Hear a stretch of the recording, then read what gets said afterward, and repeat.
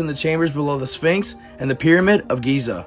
Ground-penetrating radar was deployed in Egypt in 1978, mapping an extraordinary subterranean complex beneath the Egyptian pyramids. Arrangements would be made with then-President Sadat of Egypt. This would result in over 3 decades of top-secret excavations attempting to penetrate the system. At a meeting in Australia in the 90s, one of the key scientists on the Giza project, Dr. Jim Hurtak, would release film footage of the excavations. This footage would come to be known as Chambers of the Deep. It was supposed to be released at the end of the 20th century, but of course it wasn't and still hasn't been released to this day. The film would reveal a vast megalithic metropolis, reaching several levels below the Giza plateau. This would be called the City of the Gods. The buildings matched our largest cathedrals, and the technology, just wait. They figured this civilization to be 30,000 years older than you, and proceeded down a tunnel towards the Sphinx when it suddenly veered off. At this point, we knew it couldn't have been built by the giants, but instead, the reptilian race, as they would find one of their skeletons down there. It was obvious there was some sort of battle there at the time, and he was left for dead. The tunnel was then sealed and its entrance hidden. We would make our way through and it opened up to a very large room. It was here we would find stacks on stacks of large metal tablets, written in an ancient language. Well, how do you read the language? I proclaimed to the lieutenant. Exactly. We couldn't figure it out. We figured there should be some machine that would read it for you, until a scientist would press vertically on one. That's when, at ground level in front of the tablet, a hologram projected. The hologram would sit quite high off the ground and display a corner of the universe. It was very detailed and showed the process and the rotation of a star cloud. Me and the others would sit there and watch it for 2 hours. It was recorded as if they put a camera in the universe for 100,000 years and played it back in high speed. America would have needed more than a year to process and release the information to the public. You could easily have sat there and watched that one tablet for thousands of hours. I was then taken to a different chamber, where displayed was a 2-meter high crystal. It was a perfectly carved pyramid with several faces. This crystal was so beautiful and pure, you could almost see right through it to the wall. The lieutenant looked at me and said, "I left this discovery for the end on purpose. And you should know that I never knew about the crystal either. And it wasn't until I connected it to the other machine that a space-time distortion was activated. This device can project you in time. You can't interact because your body stays here." Astounded, I gulped nervously. Then I asked the question that I had been too nervous to ask the entire time. "Tell me, Lieutenant, those who built this place, did they come from outer space?" There was a brief moment of silence. Then Caesar looked me straight in the eyes. "I can tell you they're a very advanced civilization that want to help humans very much. And that during those times, the population of the world was very different, and the land masses as well. Back then, they handled problems differently." "Well, what solar system are they from? Are these the ones that collaborate with our government?" "Nope, not even by far," Caesar said. "These extraterrestrials and the ones the Americans collaborate with are the difference of night and day. And what's even more troubling is these beings are not even from our galaxy." Wait a second, how do you know all this? "I thought they left no proof of their origin." "You're right, but then we discovered this." Caesar would then show me the pedestal on which the semi-transparent cylinder was placed. "Okay, but I know it's just a replica of the one in the projection room." "Yup, you're right. 2 years ago, we didn't understand what the one in the projection room was meant for. But this one is built for our height. You could essentially call it a time machine. I'll tell you some of the time projections I achieved using this device, which is based on a very advanced technology. I saw him speaking to a crowd, and he usually liked to stand in front of everybody, especially if that crowd was a large one. His vibe was intoxicating. What the Bible depicts pales in comparison to what he actually manifested.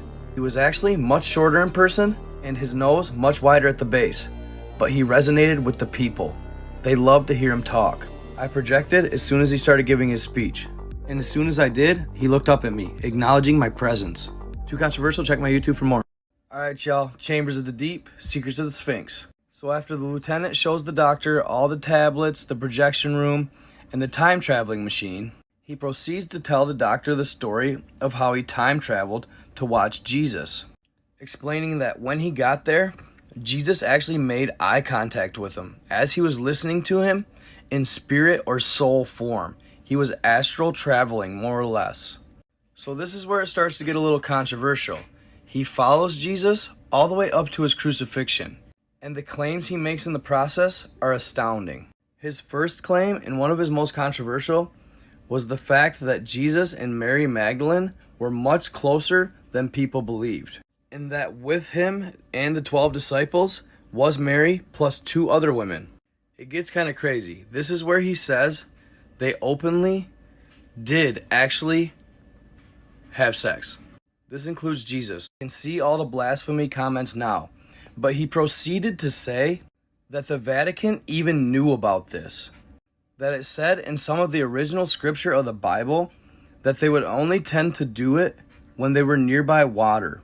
And that Mary and Jesus were very exclusive, but they did lay, along with the other 2 women, Mary's friends, being exclusive with 2 of the other disciples.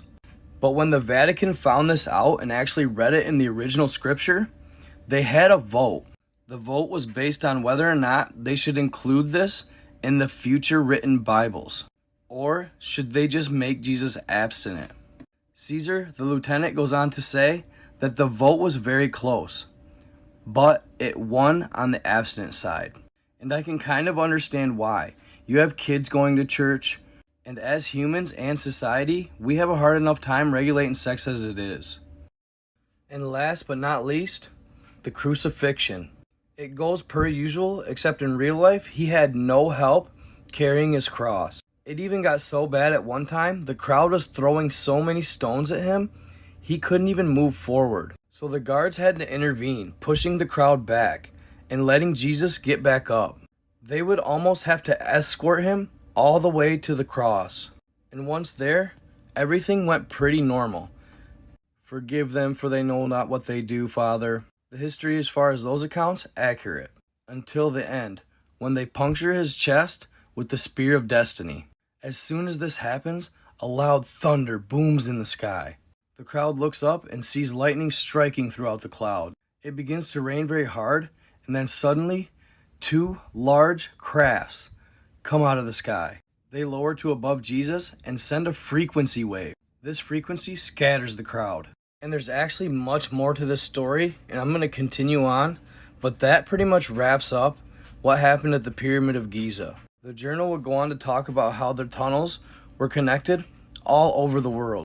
Giza was connected to both Tibet and Romania, and Romania actually has its Sphinx of its own. And in fact, as early as World War II, Hitler and his Nazi army actually found the tunnels in Tibet. But when they entered them, they got massive headaches and actually had heart attacks. But all 3 of these places had projection rooms, and it was set up very similar to the Pyramid of Giza. They also had an entry to Middle Earth, and the tablets would go on to explain that there's actually 4 types of humanoid Homo sapiens species in Middle Earth being preserved right now. We are the 5th, and it is our turn to inhabit the planet. The odd thing about it all is they said there was 7 total.